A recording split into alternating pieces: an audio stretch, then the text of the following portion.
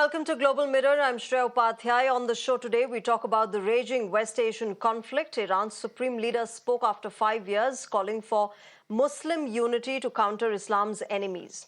Back home, Maldivian President Muizzu is all set to visit India, his first, remember, state visit since he won the election on the India Out premise. We also talk about British Empire's last remnants being wiped out in Mauritius and how India played a role in it. Let's begin with the absolute instability that is being witnessed in West Asia. Iran's supreme leader delivered his first public sermon in 5 years. During the address, Ali Khamenei called the missile attacks on Israel as legal. Khamenei told the massive crowd gathered to see him that every nation has the right to defend itself against aggressors like Israel and that Hamas's October 7th attacks were a legitimate act. He also called on Muslim nations to unite and bolster their defenses against a common enemy, emphasizing the importance of solidarity in times of war.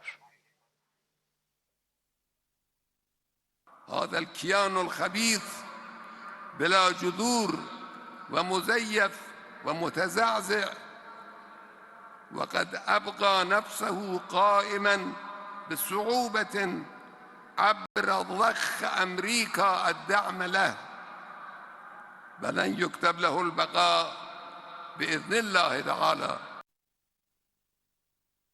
All right, to talk more on this on the broadcast, I'm joined by Mr. Burzine Waghmar. He's from the Center for Iranian Studies, University of London.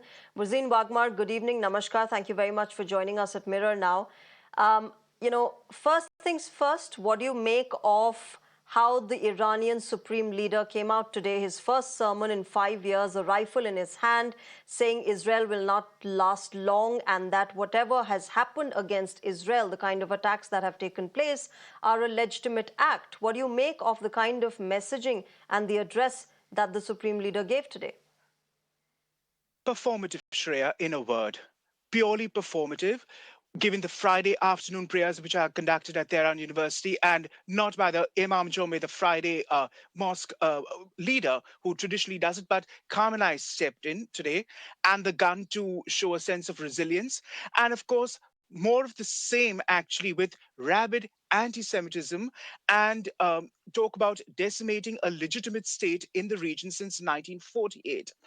And why would Khamenei do that is your next query for your viewers. Well, what has Iran achieved with these 181 missiles being launched? Nothing.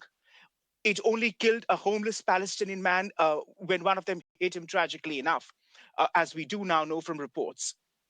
Iran has not been able to establish deterrence. It has exposed its technological and military inferiority. It has only hardened the stance of everyone, Shreya, from Washington to Tokyo. And I mean everyone from the White House to the Japanese Prime Minister, not to mention Berlin, Paris, and London, and other leaders across the world, that it is Iran which has instigated and egged this on, to say nothing of the deafening silence of the Arab GCC states across the peninsula.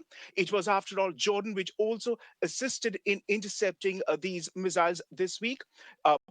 Over and above the Iron Dome, which did much of the legwork, as we do know it to be. And then the question is looking on, Shreya. Incidentally, just a sideway bit, if I may bring in the Moscow factor, which has not condemned the October 7th atrocities, and also in the last year has hosted Hamas and even supplied weapons to Houthis because of a deterioration of relations between Jerusalem and Moscow following the Ukraine war. And obviously, we do now know that Netanyahu did attempt to put a call into Putin to rein in Tehran, but nothing has come of it. And of course, this is unofficial, of course. Neither side wishes to talk about it. But I thought I'd mention this, the Russian element too here. And we do know that China is, and Pyongyang also would be part of this same worldview, which is anti-Western and in a way, therefore, attacking Israel. The question is this, Shreya, in the last year, and we are coming up to the first anniversary. And this is the ominous bit, in that according to the latest August 2024 IAEA report, Tehran has successfully reached a uranium enrichment to the tune of 60% and 165 kilograms. You need 90% for a bomb to be in place. And there's nothing to say that it could not do so again in the near future. That is, say, by uploading a payload onto Hmm. any of its ballistic missiles, including the Gadar 1 and the Sajil 2, both of which have ranges of 1,600 kilometers and 1,000 and 2,000 kilometers, Okay. respectively. The latter one, Sajil 2, can go as far as Okay. Bangalore, to just give a sense of Yeah. proportion to your viewers. And in both cases, they can hit all of Yeah. So, Israel. Burzine Waghmar, So there was you're nothing. saying that there is a lot of introspection that Iran also has to do in this entire situation. But let me also understand from you, Burzine Waghmar. The Supreme Leader of Iran today called for unity among Muslim nations, for Islamic unity to fight against Israel.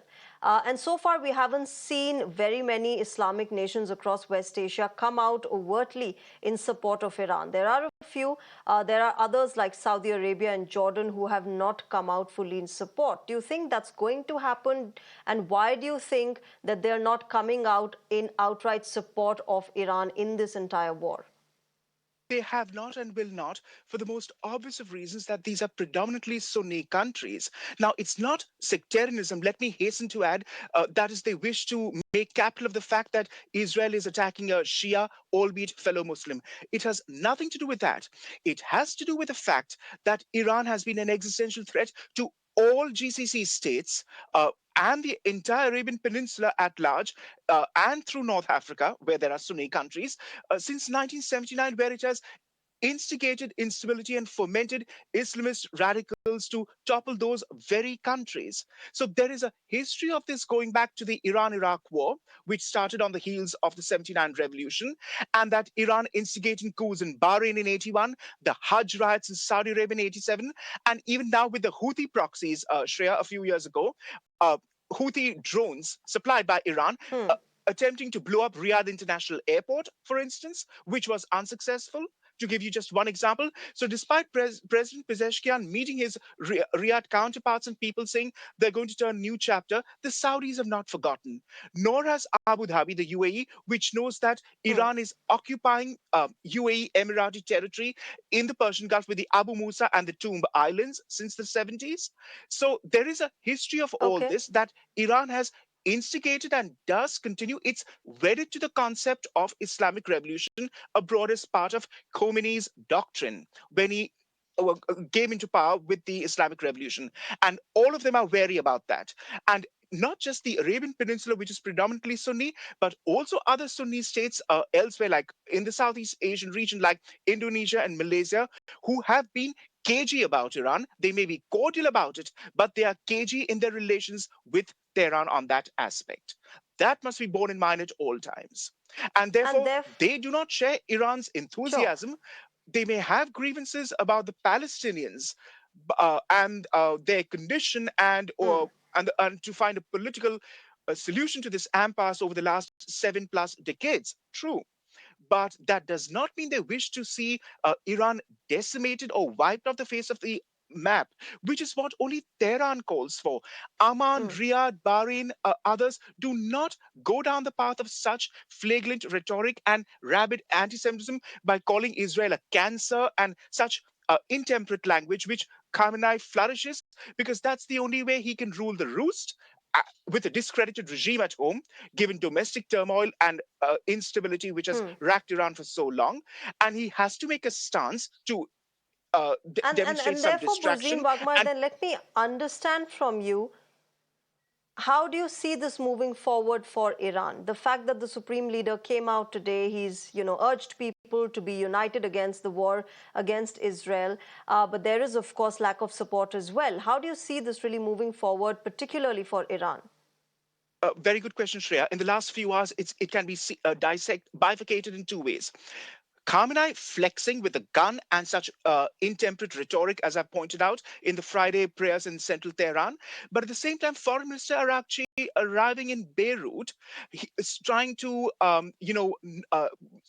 not ruffle feathers by and making a pronouncement to the effect that Tehran would help Beirut find a diplomatic solution to the issue.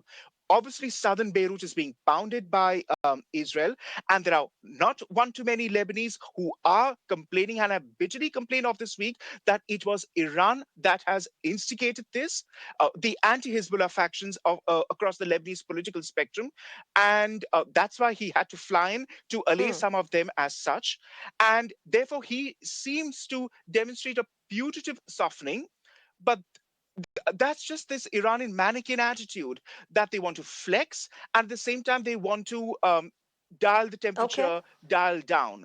But at the same time, we know what their intentions are, and Israel is not going to be fooled about it.